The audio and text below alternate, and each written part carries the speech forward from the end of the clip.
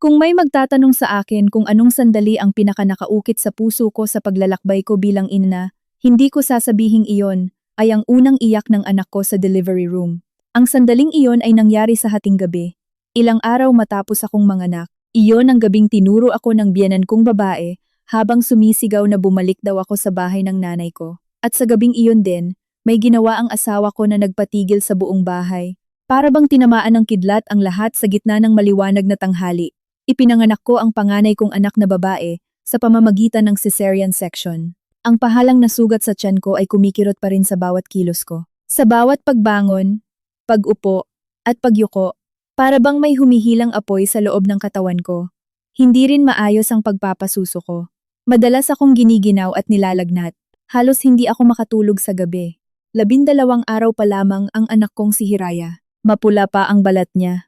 Napakaliit ng katawan. At napakarupok tingnan. Sa tuwing umiiyak siya, pakiramdam ko ay kumikipot ang dibdib ko. Bilang unang beses na ina, napakabagal at napakakumakapa ako sa lahat.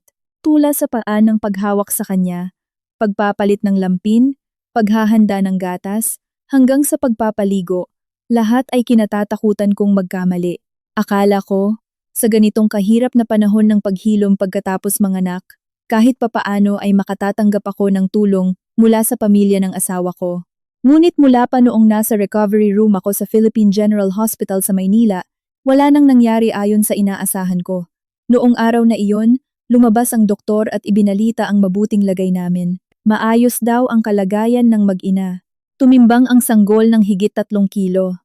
Ang biyenan kong si Feliciana, na nakatayo sa pasilyo ng ospital, ay agad kumunot ang mukha na parang nakakita ng bagay na kinaiinisan. Hindi niya tinanong kung masakit ba ang sugat ko. Hindi niya tinanong kung malusog ba ang apo niya. Sandali lamang niyang sinulyapan ang kulay rosas na kumot na bumabalot sa anak ko. Pagkatapos, tumalikod siya at umalis. Malamig niyang sinabi na ang lakas umiyak ng bata. Kitang-kita raw na namana na nito ang kahinaan ng pamilya ko. Malinaw na pumasok sa tainga ko ang mga salitang iyon, kahit kalahati ng katawan ko ay manhid pa dahil sa anesthesia. Mula nang umuwi ako sa bahay ng mga biyenan ko, para magpagaling, ni minsan ay hindi kinarga ni Feliciana ang apo niya. Kapag umiiyak si Hiraya, isinasara lang niya ng malakas ang pinto ng kwarto niya. Kapag sumusuka ng kaunting gatas ang anak ko, tatayo siya sa malayo at sisigawan ako. Tinatanong kung anong klaseng ina ako at bakit ko raw hinahayaang sumuka ang bata. Nang minsang humingi ako ng malinis na bimpo, ibinato niya sa kama ang ilang lumang basahan habang may mapang-uyam na ngiti sa labi. Sabi niya, sapat na raw ang problema ko dahil kakapanganak ko lang, kaya dapat ako na ang gumawa ng paraan. Matanda na raw siya at wala ng lakas para pagsilbihan kami. Iyon ang mga salitang binitiwan ng isang lola sa sarili niyang bagong silang na apo. Ang asawa kong si Lazaro naman ay kabaligtaran niya. Mahal na mahal niya ako at mahal na mahal niya ang anak namin. Sa araw, nagtatrabaho siya. Sa gabi, kahit hindi pa siya nakapagpapalit ng damit, naghuhugas agad siya ng kamay at binubuhat ang bata. Isang gabi, walang tigil sa pag-iyak si Hiraya. Magdamag na gising si Lazaro. Siya ang naghanda ng gatas, nagpalit ng lampin, at kinarga ang bata paikot-ikot sa sala hanggang madaling araw. Pinagmamasdan ko ang likod niya sa malabong liwanag ng ilaw sa sala. Puno ang puso ko ng pagmamahal at awa.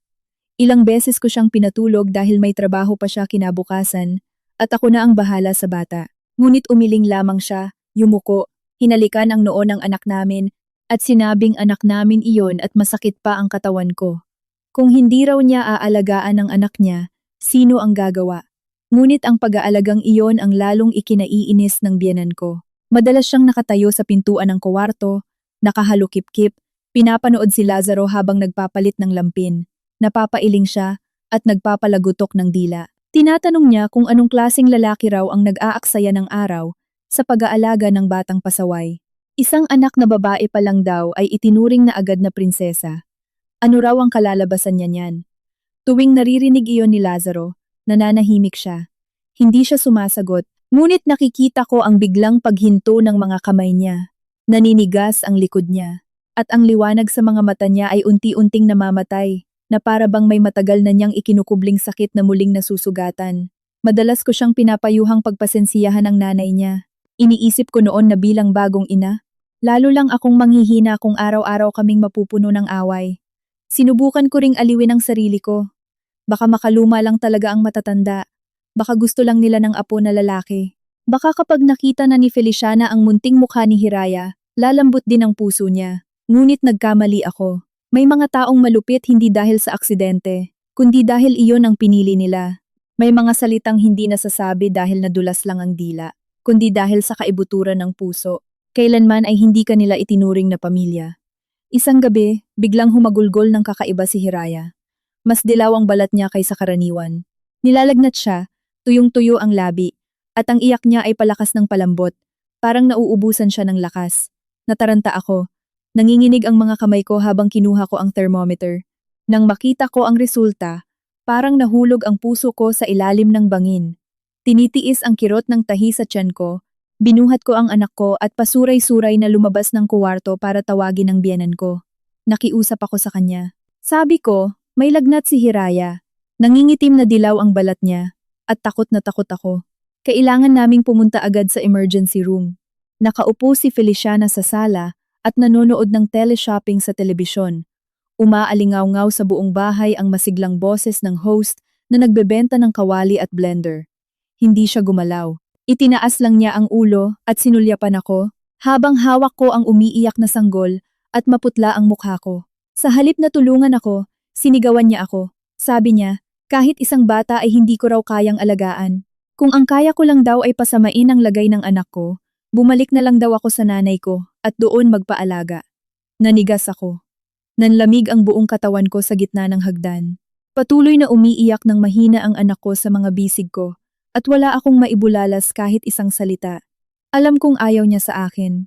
Alam kong nadismaya siya dahil babae ang isinilang ko. Ngunit hindi ko akalaing sa sandaling mataas ang lagnat ng bagong silang niyang apo, magagawa pa niyang magsalita ng ganoon kalupit. Nang makita niyang tahimik lang ako, lalo siyang lumala. Ibinalibag niya ang remote control sa mesa, tumayo at itinuro ako. Sabi niya, wag ko raw siyang titigan ng kawawa para maawa siya. Hindi raw ang bahay na iyon ang bubuhay sa isang palamuning babae na puro anak na babae lang ang kayang iluwal. Kung gusto ko raw maging mabuting ina, dalhin ko ang batang iyon at bumalik kami sa mga magulang ko. Sila raw ang magsilbi sa amin. Sa mismong sandaling iyon, narinig ko ang napakatahimik na yapak sa likuran ko. Paglingon ko, nakita ko si Lazaro sa tuktok ng hagdan. Hindi ko alam kung gaano na siya katagal nakauwi. Basa pa ang polo niya mula sa ulan sa Maynila. Nakabagsak ang buhok niya sa noo, ngunit ang mga mata niya ay nagliliyab sa galit. Tinitigan niya ang nanay niya habang nakakuyom ng mahigpit ang mga kamao. Litaw na litaw ang ugat sa mga kamay niya. Sa sandaling iyon, ibang Lazaro ang nakita ko. Hindi na siya ang tahimik na lalaking laging nagpaparaya. Dahan-dahan siyang bumaba ng hagdan. Kinuha niya si Hiraya mula sa mga bisig ko, pumasok sa kuwarto, at binuksan ang aparador. Wala akong panahon para magtanong. Hinila na niya ang isang malaking maleta at mabilis na isinilid doon ang damit, dokumento, lampin, gatas, at mga gamit ng bata. Natigilan si Feliciana, pagkatapos ay sumigaw kung ano raw ang ginagawa niya. Isinara ni Lazaro ang zipper ng maleta. Sa isang braso, karga niya ang anak namin. Sa isa naman, mahigpit niyang hinawakan ang kamay ko. Tinitigan niya ng diretso ang nanay niya. Napakalamig ng boses niya, dahilan para mangilabot ako. Sabi niya, sige, aalis ang asawa at anak niya. Ngunit mula sa araw na iyon, wag na raw asahan ni Feliciana na tatawagin pa niya itong nanay. Hindi ko pa lubusang nauunawaan ang sinabi ng asawa ko nang ibinigay niya sa akin si Hiraya, tumalikod, at bumalik sa kuwarto.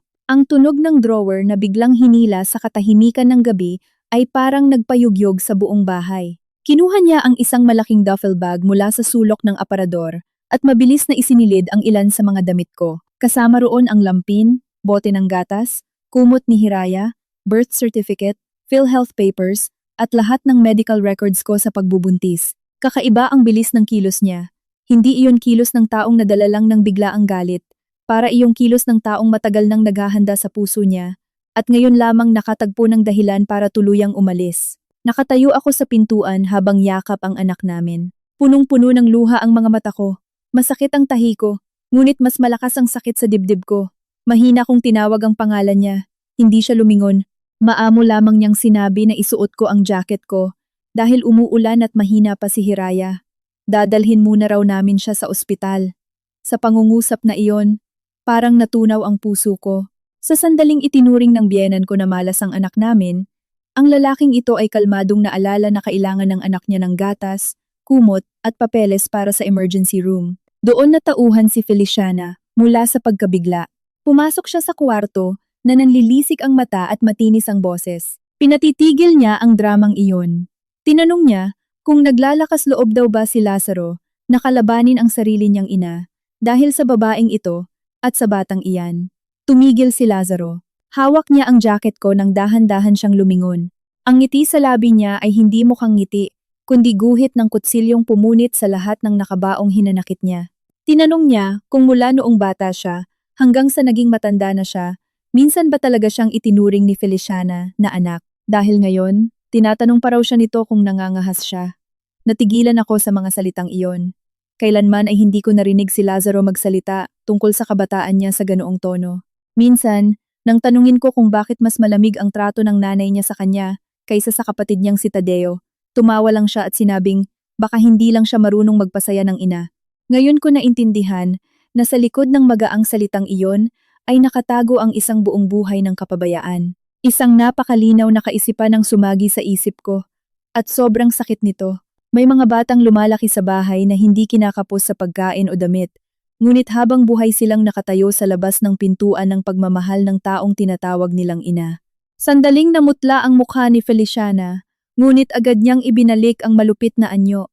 Itinuro niya si Lazaro habang nanginginig ang boses sa galit. Sabi niya, kumain daw siya ng pagkain ng bahay na iyon at nagsuot ng damit mula sa bahay na iyon. Pinalaki raw niya ito tapos ngayon ay nagagawa nitong magsalita ng ganoon.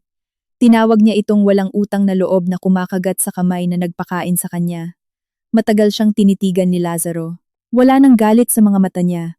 Malamig at malalim na iyon, parang tuyong balon. Sinagot niya na ang pagkaing kinain niya ay bunga ng paghihirap ni Tatay Artemio. Ang mga damit na sinuot niya ay pinaglumaang damit at iisa lamang daw ang itinuro ni Feliciana sa kanya. Ang batang kinamumuhian ay kailangang matutong manahimik para mabuhay. Nanindig ang balahibo ko. Biglang sumugod si Feliciana, hindi para saktan si Lazaro, kundi para agawin ang anak ko mula sa mga bisig ko. Sabi niya, iwan ko raw ang batang babae. Hindi raw pinapayagan ng bahay na iyon na dalhin ko ang pag-aari nito. Nataranta ako at umatras. Idiniin si Hiraya sa dibdib ko.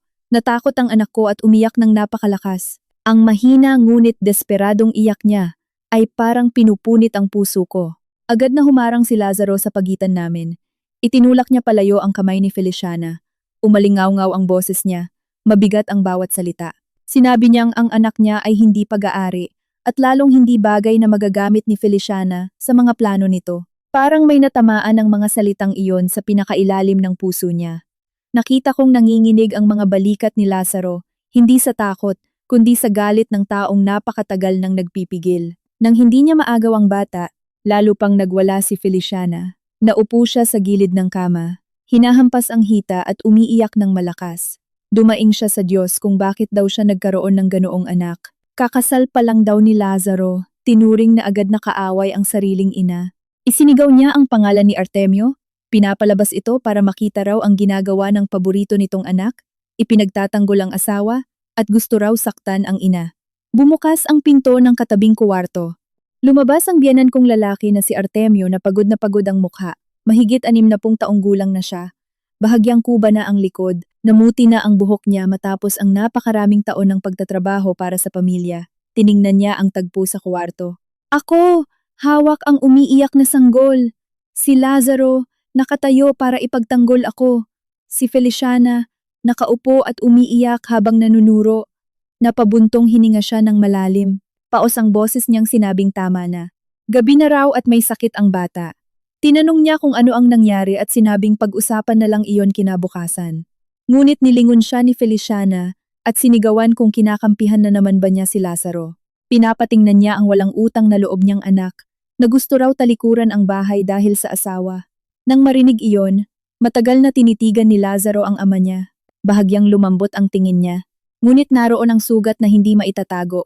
Sinabi niyang matagal na siyang nagpasensya. Nagpasensya siya mula pagkabata dahil akala niya kailangan ng pamilya nila ng kapayapaan. Nang mag-asawa siya, nagpasensya pa rin siya dahil ayaw niyang mahirapan ako. Ngunit ngayon, pinaaalis ng nanay niya ang anak niya papunta sa bahay ng lola sa ina. Hindi na raw siya makapagpapasensya. Ayaw niyang lumaki ang anak niya sa bahay, kung saan ang isang bagong silang nasanggol ay itinuturing ng pabigat. Nanahimik si Artemio. Gumalaw ang labi niya, na parang may nais sabihin, ngunit walang lumabas na salita. Doon ko naintindihan na ang galit ng asawa ko ay hindi nagsimula sa mga insulto ngayong araw. Iyon ay pagsabog ng 30 taon ng pang-aapi, pagwawalang bahala, hindi patas na trato, at sa pilitang pagpapasalamat kahit hindi siya minsan minahal ng buo. Tiningnan ko si Lazaro at sa unang pagkakataon, nakita ko na sa likod ng kabaitan niya ay may sugat na napakalalim, ni ako ay hindi pa kailanman nakahawak. Nang makita ni Feliciana ang katahimikan ni Artemio, lalo siyang nagalit. Tumayo siya, kumuha ng unan mula sa kama, at ibinato sa akin. Tumama iyon sa balikat ko at nalaglag sa sahig. Sinitsitan niya kami na lumayas na raw. Kung aalis daw kaming lahat, mas lilinis ang bahay. Tinawanan niya kami at sinabing tingnan daw namin kung hanggang kailan kami tatagal. Tinawag niya akong babaeng marunong lang manganak ng babae at magmalaki. Tinawag niya si Lazaro na lalaking sinasamba ang asawa. Sinumpa niya na sa huli ay lulubog din daw ang buhay namin. Yumuko si Lazaro, dinampot ang unan, pinagpag iyon, at maingat na inilagay sa upuan. Napakakalmado ng kilos niya na nakakatakot. Pagkatapos, isinara niya ang zipper ng duffel bag, isinukbit iyon sa balikat, kinarga ang anak namin sa isang braso, at hinawakan ang kamay ko sa kabila. Bago kami tumawid sa pintuan, lumingon siya kay Feliciana sa huling pagkakataon. Hindi malakas ang boses niya, ngunit bawat salita ay bumagsak na parang bato sa sahig. Sabi niya, magpahinga na raw ang nanay niya. Aalis kami ngayong gabi, at aalis kami ng tuluyan. At balang araw, kahit lumuhod pa raw siya at magmakaawa, hindi na kami babalik sa bahay na iyon para muling ipahiya. Sa labas, malakas pa rin ang ulan sa mga kalsada ng Maynila. Hawak ni Lazaro ang bag sa isang kamay, at mahigpit na yakap si Hiraya sa dibdib niya. Mabagal akong naglalakad sa tabi niya. Masakit ang tahi ko. Hinubad niya ang jacket niya at ibinalot sa munting katawan ng anak namin, hinayaang mabasa ng ulan ang sarili niyang likod. Mula sa bahay, patuloy na sumisigaw si Feliciana. Lumayas daw kami, at kung may hiya pa raw kami ay wag na kaming bumalik. Ngunit hindi na lumingon si Lazaro. Mas mahigpit lang niyang pinisil ang kamay ko. Para bang natatakot siyang kapag binitiwan niya ako. Muli akong lalamunin ng bahay na iyon. Makalipas ang halos 10 minutong paghihintay na tila walang hanggan, may dumating na grab car sa tapat ng bahay. Tinulungan muna akong makasakay ni Lazaro at maingat na ibinigay sa akin ang anak namin. Tahimik pa ring umiiyak ang anak ko. Kulubot ang maliit niyang mukha. At ang madilaw niyang balat ay mukhang maputla sa ilalim ng malamlam na ilaw ng kalsada. Umupo si Lazaro sa tabi ko at paulit-ulit na yumuyuko para tingnan ang paghinga ng anak namin. Nanginginig ang mga kamay niya, kaya ilang ulit niyang hindi mabuksan ang bote ng gatas. Tumingin ang driver sa amin mula sa rearview mirror. Nang makita ang kalagayan namin, hindi na siya nagtanong. Tinapakan niya ang silinyador at dinala kami diretso sa emergency room ng Philippine Children's Medical Center sa Quezon City. Buong biyahe, paulit-ulit na sinisisi ni Lazaro ang sarili niya. Inilagay niya ang kamay sa balikat ko at paos na nagsabing, patawarin ko siya. Dapat daw mas maaga niya kaming inilayo roon. Mula sa unang beses na sinabi ng nanay niya ang masasakit na salita tungkol sa anak namin, dapat daw inilayo na niya kami. Umiling ako. Gusto kong sabihin sa kanyang tumigil, ngunit may bara sa lalamunan ko. Alam kong hindi lang siya humihingi ng tawad sa akin. Humihingi rin siya ng tawad sa sarili niya, sa bagong silang niyang anak, at sa lahat ng taon ng pagtitiis niya na hinayaan niyang maging normal ang kalupitan sa bahay na iyon. Iyon ang unang beses na nakita kong umiyak ang asawa ko. Hindi humagulgol si Lazaro, ngunit tahimik na dumaloy ang luha sa pisnging basa ng ulan. Ang lalaking nagtiis ng napakaraming masasakit na salita, nanahimik sa hapunan habang tinatawag siyang palpak ng nanay niya, at ngumiti lamang ng mapait kapag binabastos siya ng kapatid, ngayoy gumuho dahil nilait ang bagong silang niyang anak ng sarili nitong lola. Yumuko siya, idinikit ang noo sa maliit na kamay ng anak namin, at bumulong na patawarin siya ng anak niya. Nangako siya kay Hiraya na mula ngayon, wala nang sino mang manghahamak sa kanya. Pagdating sa ospital, kinarga ni Lazaro ang anak namin, at tumakbo papunta sa neonatal emergency room. Sinubukan kong sumabay, ngunit bawat hakbang ay tila may pumupunit sa tahi ko. Nakita ng doktor ang kalagayan ng anak namin at agad siyang sinuri. Makalipas ang ilang sandali, sinabi nilang mabilis na tumataas ang jaundice ng bata at kailangan siyang ilagay sa incubator, gamitan ng bili blanket at phototherapy at bantayan ng mahigpit. Nang marinig iyon, nanghina ang mga tuhod ko. Kung ilang oras pa kaming naantala, hindi ko alam kung ano ang mangyayari. Sumandal ako sa pader habang pinapanood ang maliit kong anak na inilalagay sa malinaw na kahong plastik. Ang asul na ilaw ay tumama sa marupok niyang balat at walang tigil na dumaloy ang luha ko. Pagkatapos asikasuhin ang lahat ng papeles, naupo ako sa plastik na upuan sa pasilyo. Nakadikit si Lazaro sa malamig na puting pader. Namumula at namamaga ang mga mata niya. Ang damit niya ay nakadikit sa katawan dahil sa ulan.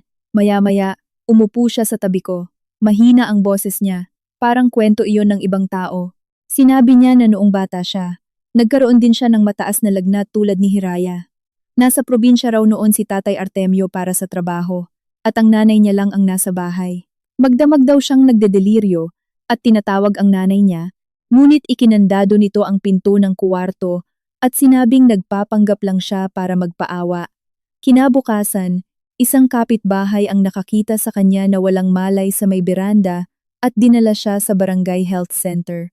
Napalingon ako sa kanya. Sumikit ang puso ko sa sakit. Bahagya siyang ngumiti. Ngunit ang ngiting iyon ay mas malungkot pa kaysa luha. Ikinuwento niya na mula nang magkamalay siya, ni minsan ay hindi siya niyakap ng totoo ni Feliciana. Kapag nababasag ni Tadeo, ang kapatid niya, ang paboritong florera ng ama nila, si Lazaro ang pinapaluhod sa likod bahay bilang parusa. Kapag nakikipag-away si Tadeo sa mga bata sa kalye, si Lazaro ang hinihila ni Feliciana palabas at sinisigawan sa harap ng mga kapitbahay, tinatanong kung anong klaseng kuya siya at bakit hindi niya binantayan ang kapatid. Minsan, nagnakaw si Tadeo ng pera sa pitaka ng nanay nila para maglaro sa computer shop. Si Lazaro pa rin ang sinisi ni Feliciana at buong araw na hindi pinakain bilang aral. Nakinig ako ng nanlulumo. Sa alaala ko, si Tadeo ang paboritong anak ni Feliciana. Mainitin ang ulo niya, hindi natapos ang pag-aaral, napasok sa ilegal na sugal, at mahilig sa karera ng motor sa kalye. Ilang beses nang may mga galit na maniningil na pumunta sa bahay para insultuhin siya, ngunit laging ipinagtatanggol siya ni Feliciana. Bata pa raw si Tadeo at normal lang daw magkamali. Samantala, si Lazaro na nagtatrabaho mula 18 taong gulang at buwan-buwang nagbibigay ng pera para tulungan ang ama niyang bayaran ng utang, madalas pa ring tawaging palamunin. Maganda ang grades ni Lazaro noon, ngunit hindi siya nakapagkolehiyo dahil sinabi ng nanay niya na walang pera. Sa parehong taon, ibinenta ni Feliciana ang ilang gintong alahas para bilhan si Tadeo ng bagong motor. Tumingin si Lazaro sa silid kung saan ginagamot sa phototherapy ang anak namin. Lalong napaos ang boses niya. Sinabi niyang minsan, narinig niya si Feliciana na nagsasabi sa tiyahin niya na kung iba ang dugo, paano raw magiging pareho. Bata pa siya noon at hindi niya lubusang naintindihan. Akala niya, baka may nagawa lang siyang masama, kaya ganoon siya kamuhian ng nanay niya. Hindi ako makahinga. Wala akong masabi. Lumabas na ang lahat ng panunuya sa hapagkainan. Ang malamig na titig ni Feliciana kay Lazaro ay hindi pala aksidente. Yumuko si Lazaro at tiningnan ang mga kamay niya. Nagpatuloy siya. Habang tumatanda raw siya, lalong nagiging kakaiba ang pakiramdam niya. Mahal siya ni Tatay Artemio, ngunit ang pagmamahal nito ay laging may halong pagkakasala. Galit sa kanya si Feliciana, ngunit ang galit nito ay parang tuwing nakikita siya, may naaalala itong isang bagay na kakila-kilabot. Minsan daw ay naitanong niya sa sarili niya kung ano ba talaga siya sa bahay na iyon. Anak ba siya sa dugo, ampon, o tinik lamang sa tagiliran na kailangang pagtiisan? Inabot ko ang kamay niya. Sa pagkakataong iyon, hindi siya umiwas. Mahigpit niyang pinisil ang kamay ko. Sa malamig na pasilyo ng ospital sa Quezon City, bigla kong naramdaman ang napakalaking pagmamahal para sa asawa ko. Noon, akala ko mabuti lang siyang tao at matiyaga dahil mahal niya ang magulang niya. Ngunit ng gabing iyon, naintindihan ko ang lahat. Lumaki siyang nilulunok ang lahat ng sugat ng mag-isa. At nang ang anak niya ay tratuhin sa paraang naranasan niya noon, sabay-sabay na nagdugo ang lahat ng lumang sugat. Sa mismong sandaling iyon, nag-vibrate ang telepono sa bulsa ni Lazaro. Tiningnan niya ang screen, pangalan ni Artemio ang lumabas. Ilang segundo siyang nanahimik bago sumagot. Ang boses sa kabilang linya, ay hindi ang karaniwang kalmadong boses ng ama niya, kundi nanginginig at basag na boses ng taong tila nakaranas ng matinding pagkabigla. Mahina itong nagsalita, ngunit bawat salita ay nagpanginig sa aming dalawa, sabi ni Artemio. Gusto raw niya makita si Lazaro. May bagay siyang itinago sa kanya ng mahigit 30 taon. Kinabukasan, habang sumisikat pa lang ang araw, halos walang tao sa pasilyo ng ospital. Ang maririnig lang ay ang langit-ngit ng mga gulong ng medication cart at ang matapang na amoy ng disinfectant sa hangin. Nakaupo ako sa upuan. Halos wala ng lakas matapos ang magdamag na walang tulog. Nasa incubator pa rin si Hiraya. Nakapikit ang mga mata niya at paminsan-minsan ay gumagalaw ang maliliit niyang kamay. Nakatayo si Lazaro sa likod ng salamin. Tahimik na pinagmamasdan ang anak namin. Mula nang tumawag ang ama niya, hindi na siya nagsalita buong gabi. Bandang 7:00 ng umaga, lumitaw si Artemio sa dulo ng pasilyo. Mag-isa siyang dumating. Wala si Feliciana. Sa loob lamang ng isang gabi, para siyang tumanda ng 10 taon. Magulo ang puti niyang buhok. Lubog ang mga mata. Mali-mali ang pagkakabutones ng polo niya. Mabigat ang bawat hakbang niya. Para bang may pasan siyang malaking bato. Nang makita niya si Lazaro, napahinto siya sandali. Nanginginig ang labi niya, ngunit hindi niya mabigkas ang pangalan ng anak niya. Lumingon si Lazaro at tiningnan ng ama. Magkaharap ang mag-ama sa malamig na pasilyo ng ospital. Sa huli, lumapit si Artemio sa incubator ng apo niya. Inilagay niya ang kulubot na kamay sa malinaw na salamin at tiningnan ang munting batang nakahiga sa ilalim ng asul na ilaw. Maya-maya, namuo ang luha sa mga mata niya. Yumuko siya at paos na nagsabing humihingi ng tawad ang tatay. Humihingi raw siya ng tawad sa amin. Siya raw ang nabigong panatilihing buo ang pamilya. Siya raw ang hinayaang magdusa kami. Agad akong tumayo, balak sabihin sa kanya na huwag niyang sisihin ang sarili niya. Ngunit, nanikip ang lalamunan ko. Nanatiling tahimik si Lazaro. Hindi niya sinisi ang ama niya, ngunit hindi rin niya ito inaliw. Marahil, matapos ang nagdaang gabi, napakaraming tanong sa puso niya, at ang mga sagot ay nasa lalaking nakatayo sa harap niya. Pinunasan ni Artemio ang luha at humarap kay Lazaro. Matagal niya itong tinitigan na puno ng pagmamahal, pagsisisi, at takot sa bagay na sasabihin niya. Paos niyang sinabi na alam niyang kung mananahimik pa siya ngayon, hindi na siya karapat-dapat tawaging ama. Kumunot ang noo ni Lazaro. Ang kamay niyang nakapatong sa likod ng upuan ay nakakuyom. Huminga ng malalim si Artemio, ngunit malakas pa rin ang panginginig ng boses niya. Sinabi niya na hindi tunay na anak sa dugo ni Feliciana si Lazaro. Nablangko ang isip ko. Natigilan din si Lazaro. Tinitigan niya si Artemio. Wala nang galit sa mga mata niya. Tanging pagkagulat na nakapagpamanhid sa kanya ang naroon. Ilang sandali pa bago siya nakapagtanong sa napakababang boses kung ano ang sinabi ng ama niya. Pumikit si Artemio. Dumausdos ang luha sa kulubot niyang pisngi. Inulit niya na hindi siya anak sa dugo ni Feliciana. Itinago raw niya ito kay Lazaro ng mahigit 30 taon. Nanlamig ang hangin sa paligid namin. May umiiyak na bata sa kabilang silid. May nurse na tumatawag ng pasyente. Ngunit lahat iyon ay parang mula sa ibang mundo. Tiningnan ko ang asawa ko. Maputla ang mukha niya. Sumakit ang puso ko na para bang pinipiga. Sa loob ng maraming taon, inisip niya kung bakit hindi siya mahal ng ina niya. At ngayon, lumabas na sa likod ng malamig na trato ay may lihim na mas mapait pa kaysa lahat ng insultong natanggap niya. Dahan-dahang nagkwento si Artemio. Mahigit 30 taon na ang nakalipas. Isang napakalakas na gabing maulan. Dumaan siya sa tabi ng San Roque Church sa gilid ng Maynila. Narinig niya ang iyak ng sanggol. Noong una, akala niya guni-guni lang iyon dahil tinatakpan ng ulan ang lahat ng tunog. Ngunit patuloy na narinig ang mahinang iyak. Sinundan niya iyon at nakita ang isang basket sa tabi ng hagdan ng simbahan. Nasa loob ang isang sanggol na inabandona, natatakpan ng lumang basang tela. Isang munting lalaki iyon, mapula ang balat, at nangingitim sa lamig ang labi. Sa tabi niya ay may kapirasong tela na may nakaburdang isang salita, Lazaro. Dinala muna raw niya ang bata sa pinakamalapit na health center bago inuwi sa bahay. Noon pa man, matindi na ang pagtutol ni Feliciana. Mahirap pa raw ang pamilya nila. Ang mag-uwi ng batang hindi kilala ang pinagmulan ay pag-anyaya ng gulo. Sinigawan pa niya si Artemio. Sinabing nagpapakabayani raw ito sa mundo, tumutulong sa iba. Ngunit ang problema ay dinadala sa asawa at sariling pamilya. Ngunit hindi kayang iwan ni Artemio ang bata. Sinabi niya noon na minsan nang iniwan ang sanggol. Kung iiwan din niya, paano pa niya matatawag ang sarili niyang tao? Tahimik si Lazaro na parang estatwa. Nakita kong gumalaw ang Adam's apple niya, ngunit wala siyang sinabi. Nagpatuloy si Artemio. Matapos niyang ipilit na ampunin si Lazaro, lalo pang lumala ang pagkainis ni Feliciana. Noong una, malamig lang siya. Ayaw niyang buhatin ang bata, yakapin o pakainin man lang. Ngunit nang ipinanganak niya si Tadeo, ang pagkainis niya ay naging hayagang galit. Sa mga mata niya, hindi na si Lazaro isang kawawang bata, kundi kakaibang anino sa bahay, taong maaring lumaki at makihati sa mana ng tunay niyang anak.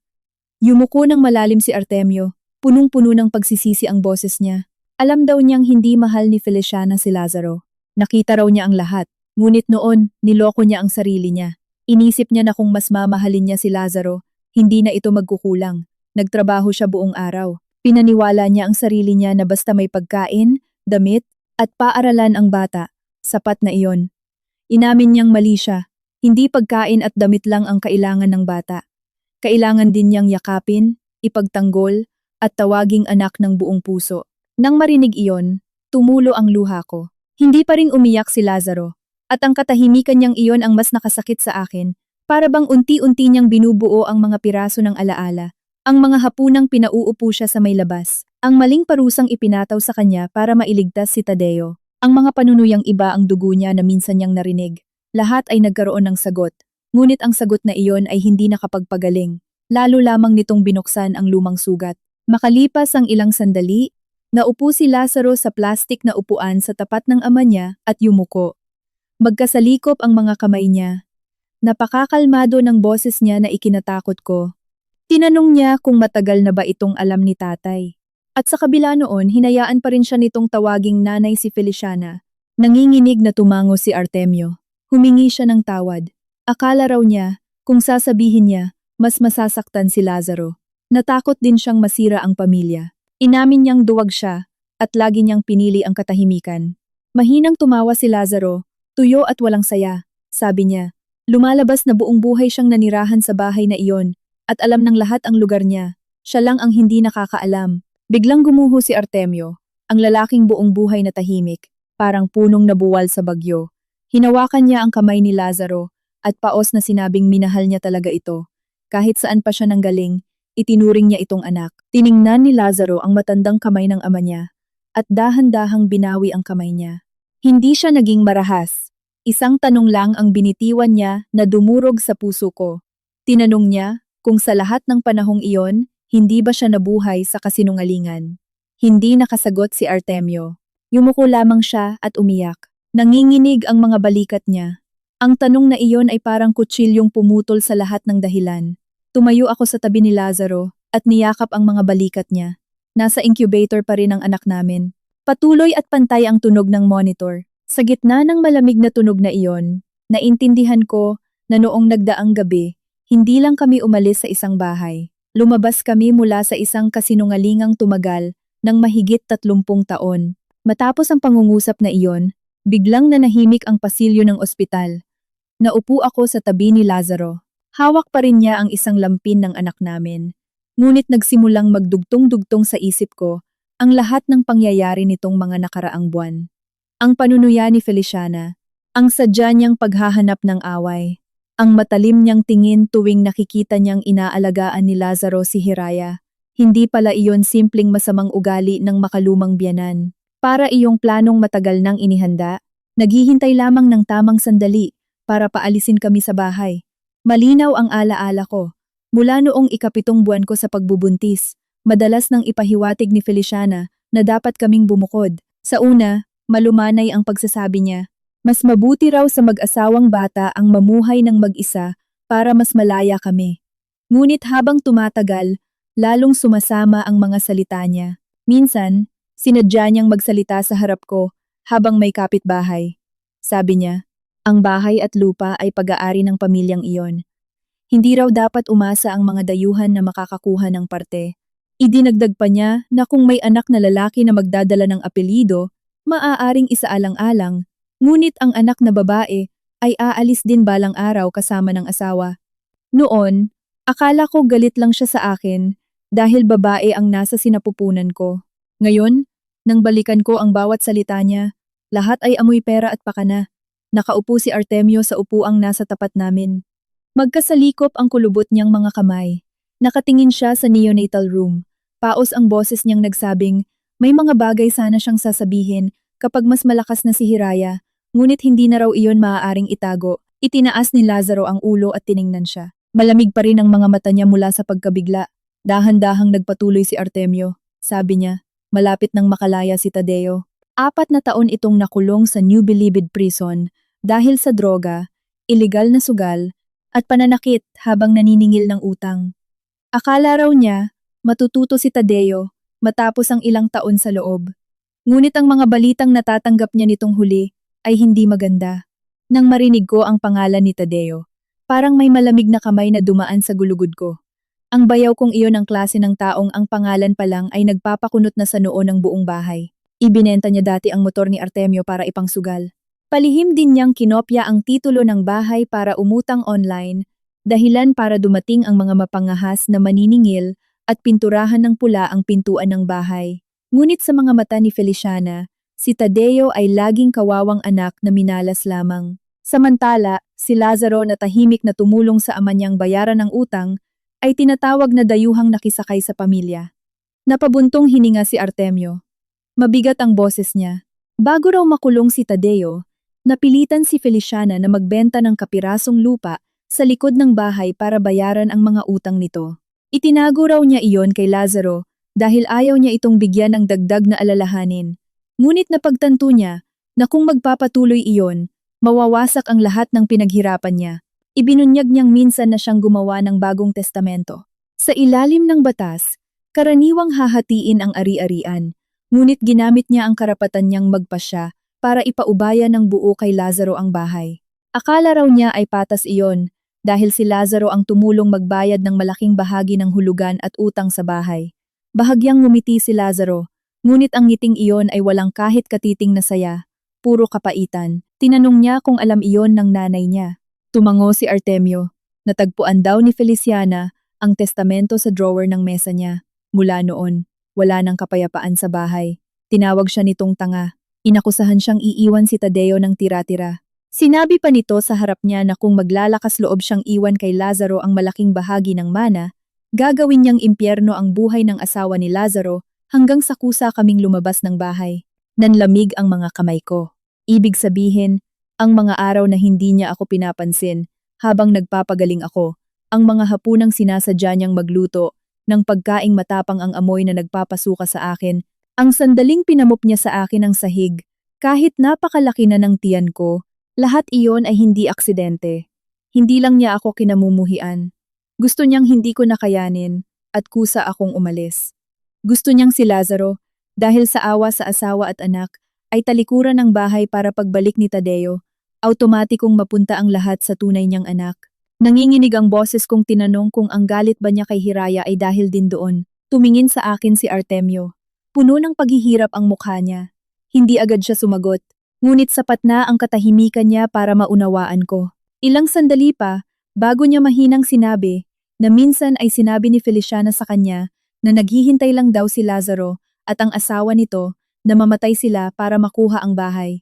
Sinabi raw nito na kung hahayaan nilang mag-ugat doon ang batang iyon, hindi na nila mapapaalis ang mga ito para bigyang daan si Tadeo. Nanliit ang puso ko sa sakit. Ang anak ko, halos ilang araw pa lamang sa mundo, isang munting nilalang na walang kamalay-malay, ay naging piyesa sa maruming kalkulasyon ng matatanda. Tumayo si Lazaro, lumapit sa salamin ng neonatal room, at tiningnan ang natutulog naming anak. Bahagyang nanginginig ang kamay niyang nakasandal sa salamin. Ilang sandali pa, lumingon siya. Namumula ang mga mata niya, ngunit napakakalmado ng boses. Sabi niya, sa loob ng maraming taon, nagpasensya siya kay Feliciana dahil inakala niyang may utang siya rito. Akala niya, kahit hindi siya mahal nito, binigyan pa rin siya ng bubong na nasilungan habang lumalaki. Ngunit mula simula hanggang dulo, tinik lang pala siya sa tagiliran nito. Yumuko si Artemio, hindi magawang tingnan ng anak. Nagpatuloy si Lazaro. Mabigat at dahan-dahan ang bawat salita niya. Hindi raw niya kailangan ng bahay. Hindi niya kailangan ng pera ng kahit sino. Ngunit hindi niya hahayaang yurakan ni Feliciana ang asawa at anak niya, lalong hindi niya hahayaang gamitin ang anak niya sa anumang pakana. Tiningnan niya ang maliit na kamay ni Hiraya sa likod ng salamin at nabasag ang boses niya. Sumumpa siyang mula ngayon. Hindi niya hahayaang mabuhay ang asawa at anak niya tulad ng buhay niya noon. Parang batang kinamuhian mula pa sa pagsilang. Tinanong niya ang ama niya kung alam ba nito kung gaano iyon kasakit. Nakatayo ako sa tabi niya, tahimik na tumutulo ang luha. Alam kong mula sa sandaling iyon, tuluyan nang naputol ni Lazaro ang dating takot niya. Hindi dahil gahaman siya sa mana. Hindi dahil gusto niyang makipag-agawan kay Tadeo. Gusto lang niyang panatilihin ang natitirang hibla ng katarungan para sa sarili niya, para sa akin, at para sa anak naming tinanggihan ng sarili nitong lola mula sa unang sandali ng buhay. Ang lalaking minsang pinagkaita ng karapatang mahalin, ngayon ay ginagamit ang lahat ng lakas na natitira sa kanya para protektahan ang maliit niyang pamilya. Sa mismong sandaling iyon, tumunog ang telepono ni Artemio. Pangalan ni Feliciana ang lumitaw sa screen. Tiningnan niya si Lazaro sandali bago sinagot. Hindi pa man siya nakapagsasalita, narinig na namin ang takot na boses ni Feliciana, ibang-iba sa karaniwang mayabang niyang tono. Pinauuwi niya si Artemio. Bumalik daw agad. Si Tadeo raw ay gumawa ng gulo sa loob, ngunit maaga pa rin siyang pinapalabas.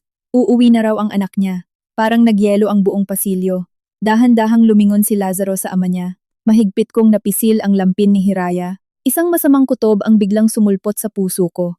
Kung talagang babalik si Tadeo sa oras na iyon, ang bahay na iyon ay hindi na lamang lugar na nagtatago ng lumang lihim. Magiging itim na hukay iyon na hihila sa aming lahat papunta sa mas nakakatakot na unos.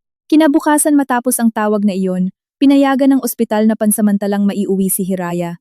Ngunit mahigpit na bilin ng doktor na bantayan namin siya dahil hindi pa tuluyang matatag ang jaundice niya. Nakaupo ako sa waiting area. Karga ang anak ko, habang inaasikaso ni Lazaro ang papeles. Nakatayo si Artemio sa tabi namin. Bakas pa rin sa mukha niya ang pagod at pag-aalalang ilang araw nang walang tulog. Walang nagsasalita. Ngunit alam naming lahat na ang katahimikan ay pahinga lamang bago dumating ang mas malaking bagyo. Bago magtanghali, walang tigil na tumunog ang telepono ni Artemio. Sa sandaling makita niya ang screen, namutla siya. Si Feliciana ang tumatawag.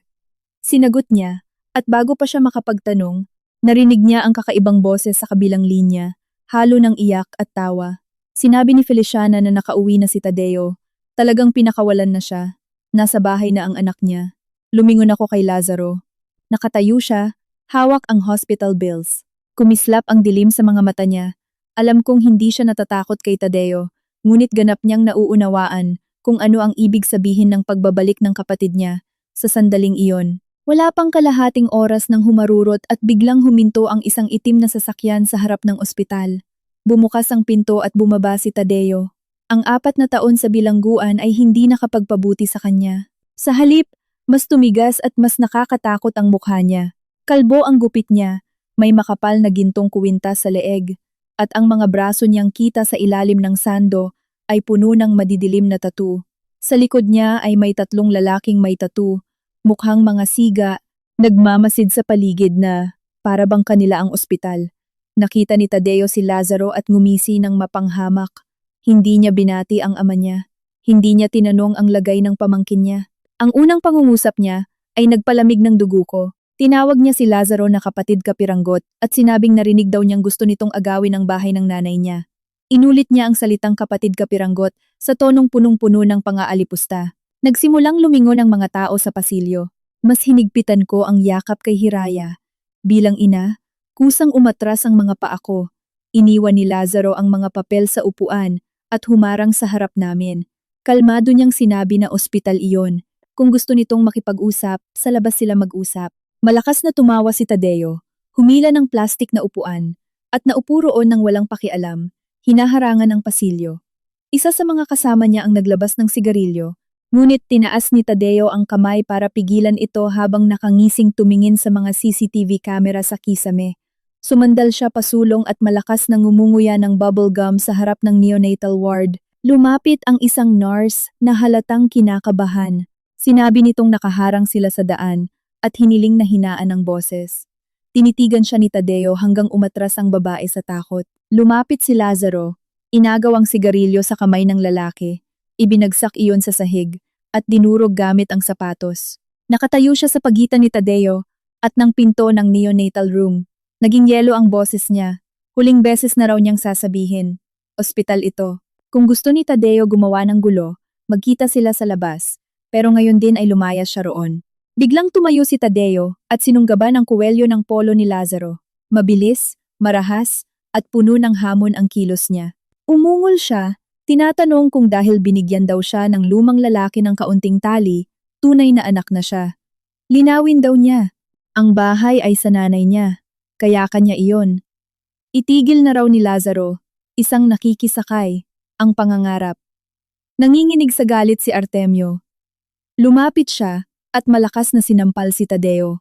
Tuyo at malakas ang tunog ng sampal sa masikip na pasilyo. Natigilan ang mga tao sa paligid, pati ako ay nagulat. Mula nang maging manugang ako, ni minsan ay hindi ko nakita si Artemio na sinaktan si Tadeo, kahit napakarami na nitong ginawang gulo. Napalingon sa gilid ang mukha ni Tadeo. Ilang segundo ang lumipas bago niya dahan-dahang ibinalik ang ulo, pinunasan ang gilid ng labi at ngumiti ng malamig. Sinabi niya sa ama niya na pwede raw siyang saktan nito ngayon, pero huwag daw siyang sisihin kapag may nagawa siyang kabaliwan mamaya. Isa sa 3 lalaking kasama niya ang humakbang, nang kalahati palapit, walang hiya akong tiningnan, at nagbitiw ng malaswang banta. Sabi niya sa amo niya, baka raw ngayong gabi ay dapat muna nilang dalawin ang asawa nito. Madali raw takutin ang babaeng kakapanganak pa lang. Napahigpit ang yakap ko sa anak ko hanggang gumalaw siya. Biglang lumingon si Lazaro. Matalim ang tingin niya na parang kutsilyo. Hinamon niya ang lalaki na subukang hawakan ng asawa at anak niya. Umatras ang lalaki, ngunit mas malakas pang tumawa si Tadeo. Tila nasisiyahan sa galit ng iba. Lumapit siya sa tainga ni Lazaro. Sapat ang lakas ng boses para marinig namin. Sinumpa niyang makukuha niya ang bahay. Kung matapang daw si Lazaro, subukan nitong ipagtanggol iyon. Ngunit mas mabuti raw na huwag niyang makita ang asawa at anak ni Lazaro na mag-isa sa kalye. Pagkatapos, inayos niya ang kwelyo ng damit, tinapik ng mapanghamon ng balikat ni Lazaro, tumalikod, at umalis. Bago tuluyang lumabas, lumingon siya kay Artemio. Sabi niya, kakauwi lang daw ng anak niya. Maghanda raw ito ng masarap na hapunan, bilang salubong, dahil ayaw niyang mainis. Napaatras si Artemio at napahawak sa upuan. Maputla ang mukha niya at nanginginig ang labi. Gusto sanang sundan ni Lazaro si Tadeo, ngunit pinigilan ko siya sa braso. Hindi ako natatakot para sa sarili ko. Natatakot ako na sa galit niya. May magawa siyang maglalagay sa kanya sa alanganin. Tiningnan niya ako. Tiningnan ang anak naming tulog dahil sa pagod. At sa huli ay hinigpitan ng panga. Nilunok ang galit. Ngunit alam ko na sa pagkakataong iyon, higit na sa insulto ng pamilya ang problema. Hindi bumalik si Tadeo para lang angkinin ang bahay. Bumalik siya na may kayabangan ng taong hindi na marunong matakot. Nang hapong iyon, hindi kami bumalik sa bahay ng biyenan ko. Dinala namin si Hiraya sa bahay ng mga magulang ko sa Antipolo. Pagkakita ng nanay ko sa akin at sa apo niya, napaiyak siya at inalalayan ako papunta sa kuwarto, ang tatay ko. Matapos marinig ang kwento, tumigas ang mukha ngunit pinilit manatiling kalmado. Sabi niya, manatili muna kami roon. May CCTV raw sa gate at maraming kapitbahay. Walang makagagawa sa amin ng masama. Tumango ako, ngunit hindi mapakali ang puso ko. Para itong may apoy. Bandang 10:00 ng gabi, biglang nagkahol ng malakas ang mga aso sa kapitbahayan. Binuksan ng tatay ko ang camera feed sa cellphone niya at sabay kaming natigilan. 2 taong nakasuot ng kapote ang nakatayo sa harap ng driveway. Isa sa kanila ang naglabas ng kutsilyo at marahas na nilaslas ang 4 na gulong ng kotse ng tatay ko na nakaparada sa kalye. Ang isa naman ay nagdikit ng itim na papel sa pintuan. May puting letra roon na nagsasabing, hindi nagpapatawad ang ahas. Magbayad o mawala ang bahay. Nagpanik ang nanay ko at niyakap ako. Sa kuwarto, nagising at umiyak si Hiraya sa takot. Tumakbo palabas si Lazaro na balak buksan ang pinto, ngunit pinigilan siya ng tatay ko. Sabi nito, huwag siyang lumabas. Pinupukaw lang daw nila ang galit niya para siya ang magkamali. Nanatili si Lazaro sa bakuran, nakatitig sa pulang pintura na tumutulo sa pader ng bahay ng mga magulang ko na parang dugo. Maya-maya, bumalik siya sa loob at kinuha ang anak namin para pakalmahin. Napakababa ng boses niya, ngunit malinaw ang bawat salita. Humingi siya ng tawad dahil nadamay daw ang pamilya ko sa gulo niya. Tiningnan ko siya at umiling. Sinabi kong hindi niya iyon kasalanan. Kasalanan iyon ng mga taong ginagamit ang dugo at pamilya bilang dahilan para magnakaw. Itinaas ni Lazaro ang tingin sa akin. Sa mga mata niya ay may sakit, ngunit mayroon ding ibang klase ng determinasyon. Nang gabing iyon, habang tinitingnan ko ang pulang vandal sa pintuan, nagsimula kong maintindihan. Hindi na si Tadeo ang dating spoiled na bayaw. Naging mapanganib na lalaki na siya. May mga tauhan siya. May plano siya, at handa siyang hilahin ang buong pamilya ko sa putikan para lang mapasa kamay ang bahay na itinuturing niyang kanya. Kinabukasan, bago ko pa man mapunasan ang pulang pintura sa pintuan, walang tigil na tumunog ang cellphone ng nanay ko. Namutla siya habang nakatingin sa screen, mga malalayong kamag-anak, lumang kapitbahay, at kahit mga taong matagal na niyang hindi nakakausap ang tumatawag. Nakaupo ako sa kama habang karga si Hiraya. Alam ko nang may masamang nangyari. Makalipas ang ilang minuto, nagpadala sa akin ng link ang pinsan ko. May mensahe siyang nagtatanong kung bakit naging pampubliko ang gulo ng pamilya namin. Binuksan ko iyon at agad na nanlamig ang mga kamay ko. Sa Facebook Live, nakahandusay si Feliciana sa lupa sa harap ng bahay nila. Magulo ang buhok niya. Isang kamay niya ang nakadikit sa dibdib, habang ang isa ay humahampas sa lupa. Umiiyak siya at nagwawala na para bang siya ang biktima. Nakasuot siya ng luma at makapal na pambahay. Wala siyang make-up at mukhang pagod na pagod, halos kaawa-awa. Paos ang boses niya sa harap ng kamera. Umiiyak siyang sinabi na pinalaki niya raw si Lazaro, ipinakasal sa mabuting babae, tapos ngayon ay kinuha nito ang asawa at bumalik para nakawin ang kanyang ari-arian. Dumadaing siya sa Diyos, sinasabing buhay pa siya ngunit gusto na raw siyang palayasin sa sarili niyang bahay. Sa tabi niya ay si Tadeo, nakaitim na t-shirt at nakahalukip-kip. Malungkot ang mukha niya, ngunit mabangis ang mga mata. Lagi siyang sumisingit. Sabi niya sa mga nanonood, tingnan daw nila. Pinilit daw ni Lazaro ang ama nila na ipangalan sa kanya ang bahay. Nagulat daw ang nanay nila at hinimatay. Nagkamali raw sila sa pagpapalaki ng asong nagbalat kayong tupa. Bawat salita niya ay parang sampal sa mukha namin. Ang lalaking nagbanta sa amin sa ospital kahapon, sa loob lamang ng isang gabi, ay naging masunuring anak na nagtatanggol sa matanda niyang ina. Napakatalino ng pagkakakuha ng video. Ang kamera ay nakatuon lamang kay Feliciana na nakahandusay sa lupa. Yumuyuko si Tadeo para alalayan ang nanay niya. May mga kapitbahay na nakatayo sa paligid at nagbubulungan. Walang ipinakitang eksena kung saan nilait ni Feliciana ang bagong silang niyang apo. Walang eksenang sinunggaban ni Tadeo, si Lazaro sa ospital. At syempre, walang bakas ng pulang pintura sa pintuan ng bahay ng mga magulang ko.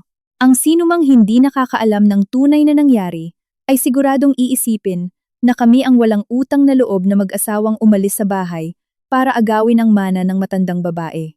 Sa loob lamang ng ilang oras, kumalat ang video sa iba't ibang Facebook group ng barangay at mga kapitbahayan. Lumitaw ang masasamang komento. May nagsabing ang mga manugang ngayon ay kakila-kilabot. Kakapanganak pa lang daw ay hinihikayat na ang asawa na talikuran ng ina. May iba ring nanlait. Sabi nila, nagpalaki ka ng ampon tapos kakagatin ka rin pala. Tinawag nilang walang utang na loob si Lazaro. May mga taong hindi alam ang buong katotohanan, ngunit diretsyong inatake si Lazaro sa ilalim ng video. Tinawag nila siyang sunod-sunuran sa asawa. Nakahandusay na raw ang ina niya, ngunit ayaw pa ring umuwi. Sinabi pa ng iba na balang araw, gagawin din sa kanya ng anak niya iyon. Sa galit, nanginig ang buong katawan ko. Nang makita ng nanay ko ang video, umiyak siya. Tinanong niya kung bakit napakadumi ng bibig ng mga tao. Hindi ba raw nila alam na may sakit pa ang apo ng babaeng iyon? Galit na galit ang tatay ko at balak pumunta sa bahay ng biyenan ko para linawin ang lahat. Ngunit pinigilan siya ni Lazaro. Tahimik siyang nakaupo sa mesa. Nasa harap niya ang cellphone niya. Pinanood niya ang video mula simula hanggang dulo. Hindi na mula ang mukha niya sa galit gaya ng inasahan ko. Sa kabaligtaran, napakakalmado niya na nakakatakot.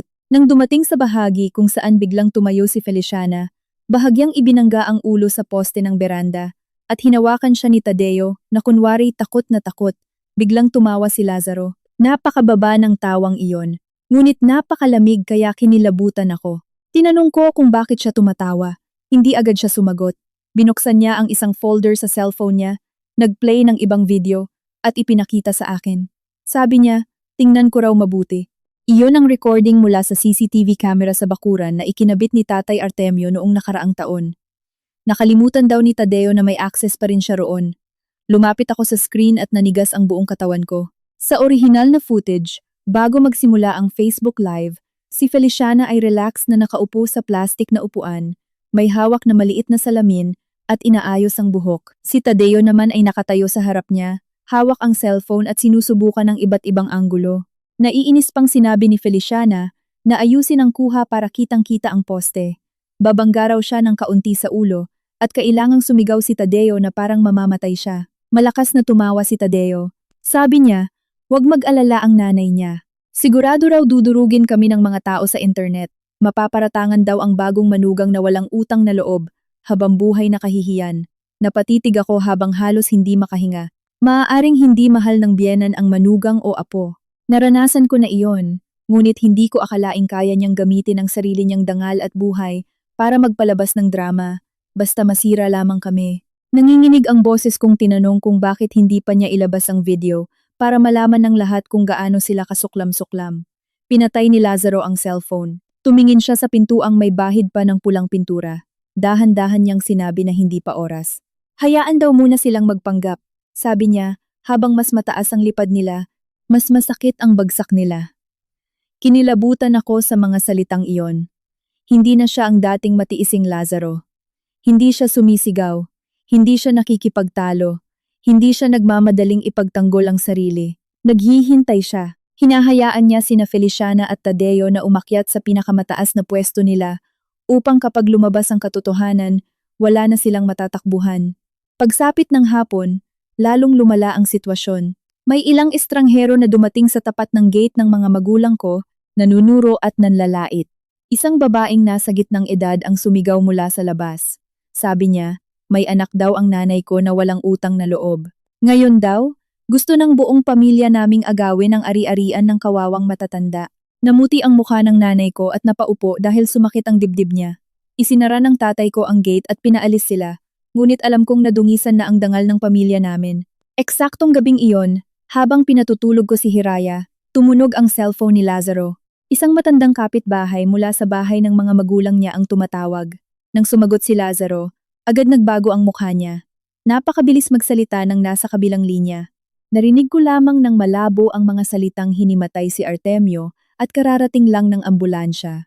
Biglang tumayo si Lazaro. Tense ang boses niya. Tinanong niya kung ano ang nangyari sa tatay niya at pakiusap na ipaliwanag. Lumabas na matapos ang live video, ikinandado ni na Feliciana at Tadeo ang pinto ng sala at pinipilit si Artemio na pumirma sa deed of donation ng bahay para mapunta sa kanila. Tumanggi siya. Sinuntok ni Tadeo ang mesa at sumigaw. Tinanong niya ang matanda kung ano pa raw ang kailangan ng mga papel na iyon. Ipinapapirma niya ang bahay sa pangalan niya para mapanatag ang nanay niya. Umiiyak naman si Feliciana sa tabi. Sinasabing kung hindi pipirma si Artemio, para na rin niyang pinapatay ang anak niya.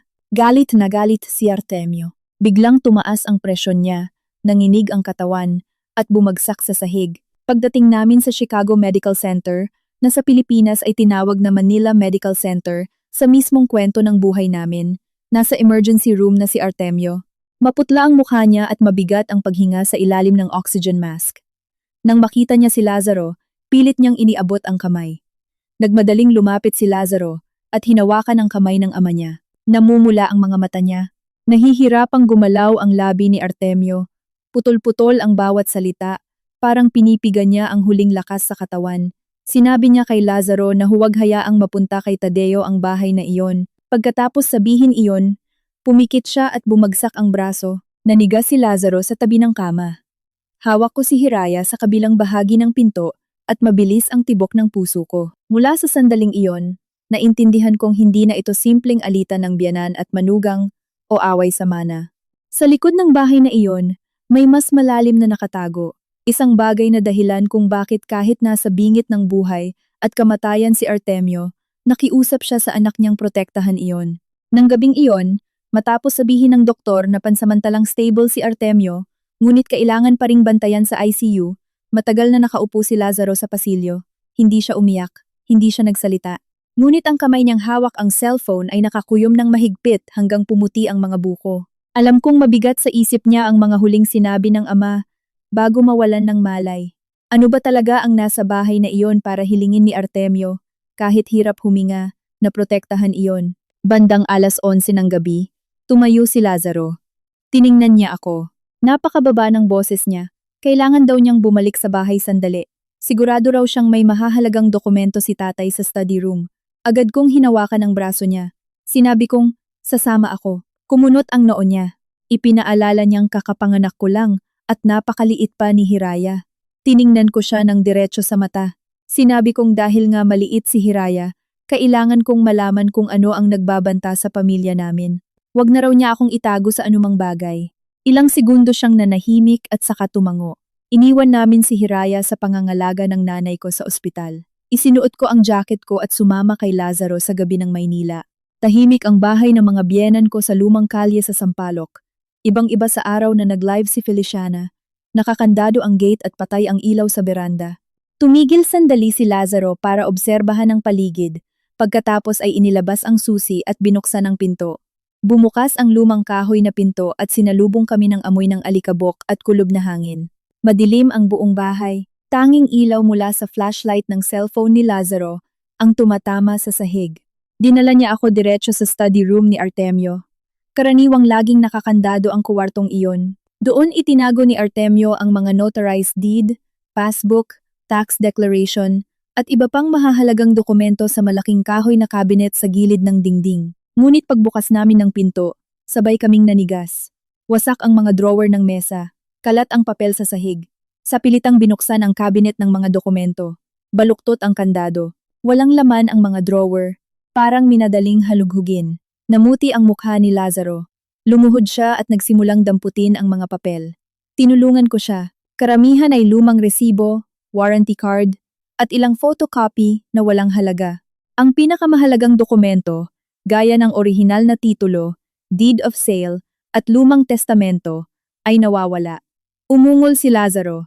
Sabi niya, may nauna sa amin.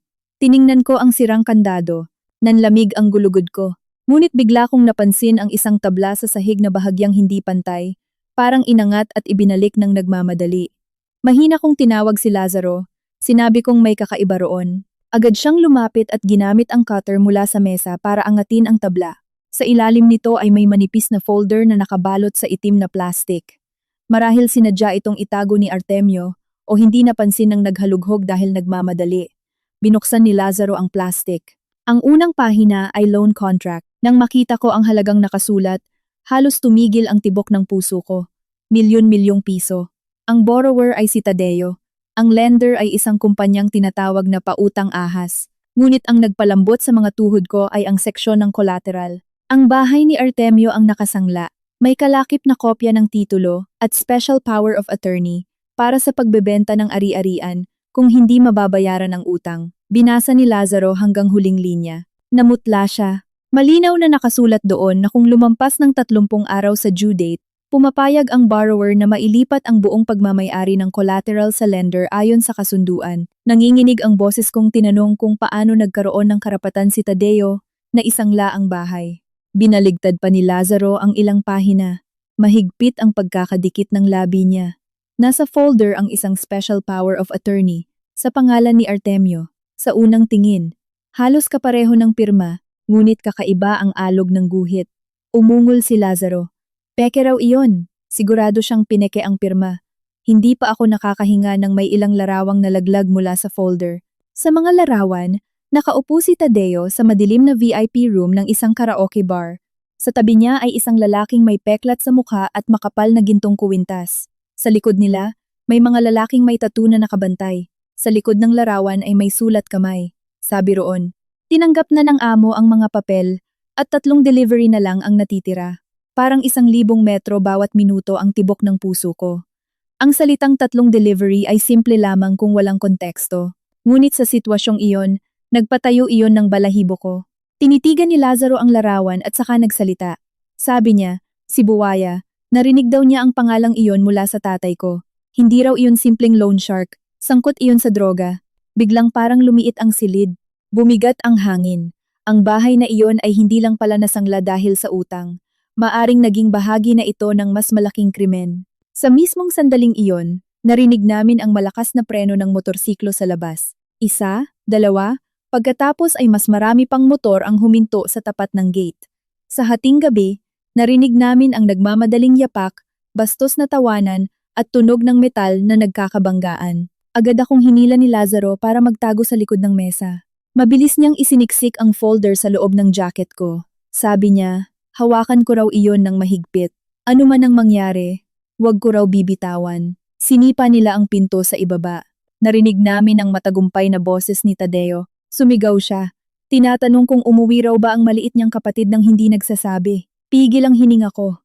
Ilang segundo pa, lumitaw siya sa pintuan ng study room kasama ang halos 10 lalaki. Namumula ang mukha ni Tadeo, at ang mga mata niya ay kumikislap na parang mandaragit. Tiningnan niya ang mga papel sa sahig, pagkatapos ay tumitig sa akin at tumawa. Tinanong niya kung may nahanap ba kaming kawili-wili. Isa sa mga tauhan niya ang lumingon at ikinandado ang pinto mula sa loob. Tuyo ang tunog ng deadbolt, para bang isinara nito ang huling daan palabas namin. Humakbang si Lazaro sa harap ko para protektahan ako. Kalmado ang boses niyang sinabing lumampas na si Tadeo sa linya. Malakas na tumawa si Tadeo, naglabas ng balisong mula sa bulsa, at inilapag iyon sa mesa. Kumikinang ang talim sa malamlam na ilaw ng cellphone. Ikiling niya ang ulo, habang nakatingin kay Lazaro. Bawat salita niya ay banta. Sabi niya, ngayong gabi, pipirma si Lazaro sa waiver ng mana, o wala ni isa sa amin ang lalabas doon ng buhay. Mahigpit na nakakandado ang pinto ng study room sa likod namin. Sa madilim na silid, sumasalamin ang ilaw ng cellphone sa mukha ni Tadeo. Lalo siyang nagmukhang malupit. Tahimik na nakapatong ang balisong sa mesa. Ang malamig na talim nito ay parang babala. Humila si Tadeo ng upuan at naupo. Nakaekis ang mga binti. Saka sumenya sa isa niyang tauhan.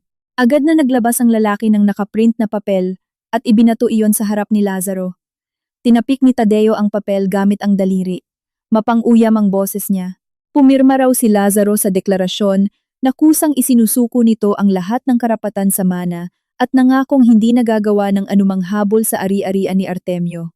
Kapag pinirmahan daw iyon, makakaalis kami. Kung hindi, tiningnan niya ako. Kumurba ang labi niya sa nakakadiring ngiti. Sabi niya, mahina pa ang asawa ni Lazaro dahil kakapanganak lang.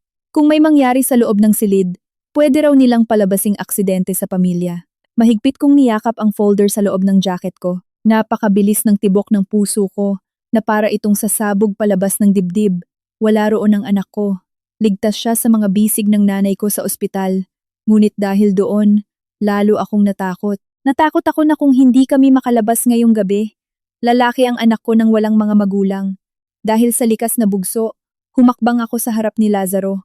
Nanginginig ang boses ko, ngunit pinilit kong magsalita ng malinaw. Sinabi ko kay Tadeo na kung kailangan niya ng pera, hayaan niyang ayusin iyon ng mga magulang niya. Nakiusap ako na huwag niyang gawing mabigat na krimen ang problema. Biglang tumigil ang tawa ni Tadeo. Dumilim ang mukha niya. Tumayo siya, lumapit sa akin. Bigla akong sinabunutan at hinila ng malakas. Nagliyab sa sakit ang anit ko. Natisod ako at napaluhod sa sahig. Yumuko siya at umungol. Sabi niya, mula nang pumasok daw ako sa bahay na iyon, malas lang ang dinala ko.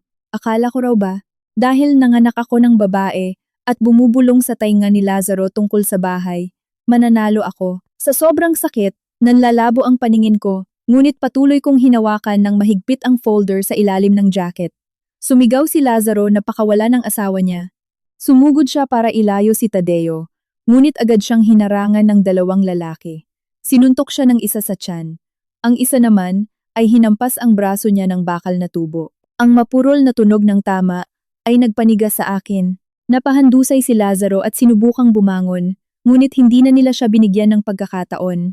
3 o 4 na lalaki ang pumalibot sa kanya. Bawat sipa at bawat hampas ay parang kutsilyong tumutusok sa puso ko. Gumapang ako palapit, niyakap ko ang binti ng isa sa kanila habang umiiyak. Nakiusap ako na wag na nilang saktan si Lazaro dahil sugatan na siya. Sinabi kong pipirma ako sa lahat. Ngunit nakatayo lamang si Tadeo, nanonood. Kumikislap sa tuwa ang mga mata niya. Kinuha niya ang papel at iwinagayway sa harap ni Lazaro. Sabi niya, tingnan daw ni Lazaro. Mas matalino ang asawa niya.